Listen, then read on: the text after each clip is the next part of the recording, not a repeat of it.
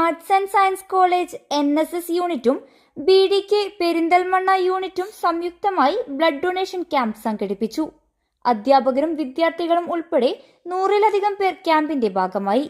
College principal Shri MT Shamsuddin ഉദ്ഘാടനം നിർവഹിച്ച ക്യാമ്പിന് NSS programme officer Nithin Das, അധ്യാപകരായ അഷ്റഫ്, നന്ദന, വിദ്യ, NSS ലീഡർമാരായ ഷിജോൺ, നിയ, റിഫ എന്നിവർ നേതൃത്വം നൽകി. ബ്യൂറോ, കുറ്റിപ്പുറം.